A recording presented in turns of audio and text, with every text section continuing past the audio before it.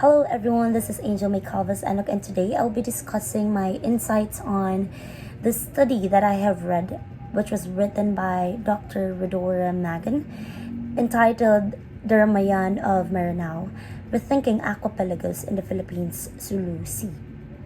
In this study, it argues that the Maranao people's induction into the Tausug community within the Sulu Aquapelago under the colonial supervision before led to the formation of a unique Icelandic identity.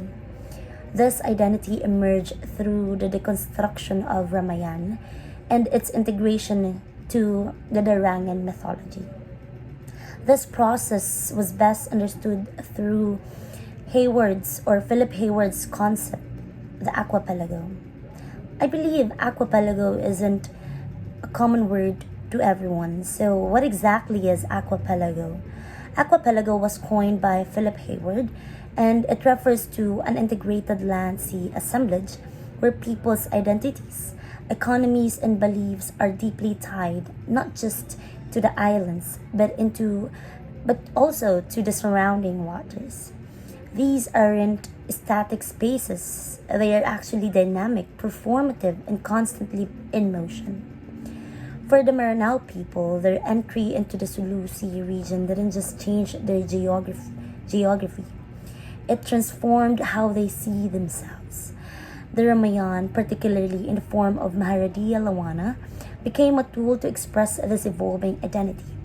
In this version, the character Ravan, usually cast as a villain, emerges instead as figure of three things. First, discipline. Second, resistance, and lastly, pride. It echoed the political and cultural assertion of the Maranao within their new aquatic setting. So how did the Aquapelago tied all the disciplines together? Because in the research that I have read, it brings together the several fields, and the Aquapelago served as a thread that united them all. First, a discipline was literary studies. The Aquapelago helps us see Maharadia Lawana not as a lesser version of Ramayan, but as a powerful textual transformation shaped by oral tradition, maritime culture, and the colonial resistance. Second discipline is anthropology. It highlights the lived experience of maritime mobility, how migration and memory shaped communal identity in the face of geographical and political pressures. Third was the post-colonial studies. It actually critiques how colonial regimes misrepresented Muslim Filipinos during those times. They are seen as pirates, they are seen as savages, and instead it repositions them as agents of cultural resistance who redefined their identity through sea-based adaptation and storytelling. Next was in history and migration studies. It traces the movement of the Maranao from the highlands to the lowlands into the Sulu Sea region, showing how Icelandic life becomes a reconstructive process. In religious studies, it fusions the folk Islamic and indigenous beliefs performed through rituals and myths.